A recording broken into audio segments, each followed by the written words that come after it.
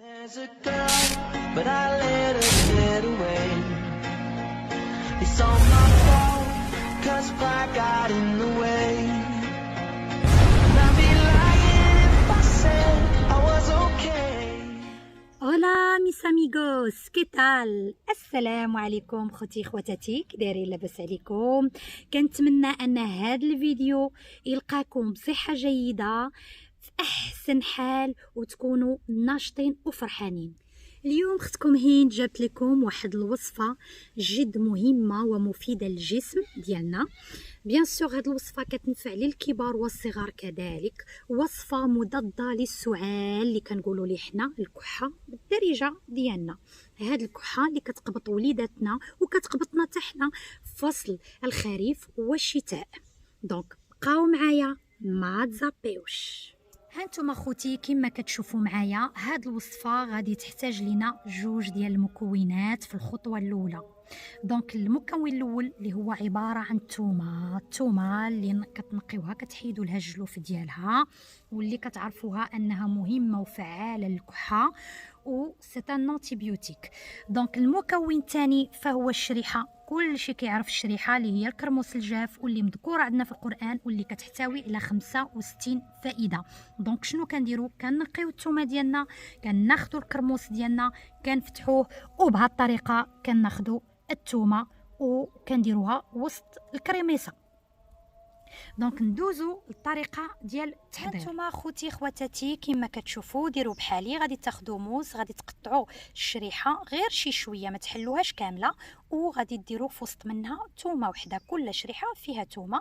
غادي نديروها في البرمه والكسكاس، غادي نغطيوها بيان سور بواحد الفيلم اليمونتير كما كتشوفوا راني غادي ندير الفيلم اليمونتير وندير الغطايه ديال البرمه ونخليوها تبخر مزيان، خليوها تسخف ما تبقاش فيكم، قولوا ليها غادي تسخفي مزيان باش المكونات ديالنا يتجانسوا مع بعضياتهم مزيان. دونك نخليكم على الخطوه الثالثه. انتوما خوتي خواتاتي بخرنا الشريحه والثومه، تبخروا مزيان سخفوا مزيان، ودابا غادي نضيفوا ليهم واحد المكون ثالث اللي ما ذكرناش سميتو، اللي هو زيت الزيتون. هو حاضر ولكن كنحتاجوه حتى الخطوه الاخيره. دونك غادي ناخذوهم وغادي نطحنوهم. غادي ناخذوا الزيت البلدي على حساب لا كونتيتي اللي عندكم. كونتيتي صغيره غتحتاجوا واحد كونتيتي موين ديال الزيت البلدي باش حيت خص تجينا الزيت البلدي نجيو العناصر شبعانين زيت. هانتوما غتشوفوا ها هو الشكل النهائي ديال الوصفه ديالنا كمل. دونك حاولوا ان الزيت يغطي لينا المكونات ديالنا، يعني الزيت يجي من الفوق، ما كيقيسوا لا غمال ما كيقيسوا حتى شي حاجه. دونك كتبقى وصفه زوينه حتى كتكملوا لاطاس ديالكم بالصحه والعافيه. نصيحه مني لكم، اللي بغى يكافح ولا ايفيتي الكحه اللي تقدر تجي في ايام ديال البرد والشتاء، يحاول يصاوب الوصفه في اقرب وقت. حيدوا عليكم العجز، راها سهله مهله وغير مكلفه، ما فيهاش العذاب. وكل صباح خذوا معلقه صغيره وعطيو لوليداتكم حتى هما. حاولوا انكم تديروا معهم الخاطر باش ياخذوها على اتساع، لان هذه الوصفه هذه جد طبيعيه كما شفتوا. كخصها الوقت باش منين كيجي الايام ديال البرد والشتاء كتلقى شحال من واحد كيكح وانت ما كتكحش، يعني كتكون ربحتي الصحه ديالك. وكاين اللي غادي يقدروا يقولوا لي لا الثومه غادي تعطينا رائحه كريهه. ما كاينه لا رائحه كريهه ولا رائحه كريهه. سمعوني مزيان، اللي كيحك سنانه وكيغسل سنانه فوق ما ياكل شي حاجه يشرب شي حاجه، حكوا سنانكم مزيان، ما غتكون لا رائحه ديال الثومه ولا رائحه ديال حاجه اخرى.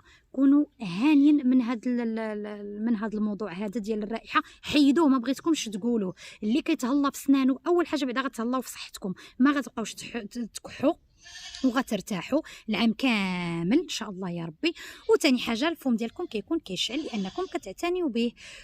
وان شاء الله نتمنى انكم تصاوبوها وتردوا عليا الخبر وتخليوها لي في لي كومونتير، وان شاء الله غترحموني عليها.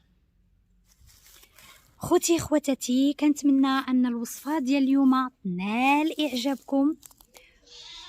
وسمعوا عندي معيزاتي خصهم ياكلوا، خصني ضروري نمشي نعطيهم ياكلوا، راه زازين عليا كيتسناوني. دونك تسناوني في فيديو قادم ان شاء الله مع هند ديامون. كنبغيكم بزاف، احبكم في الله، تهلاو لي فراسكم، حيدوا عليكم العجز. باي باي.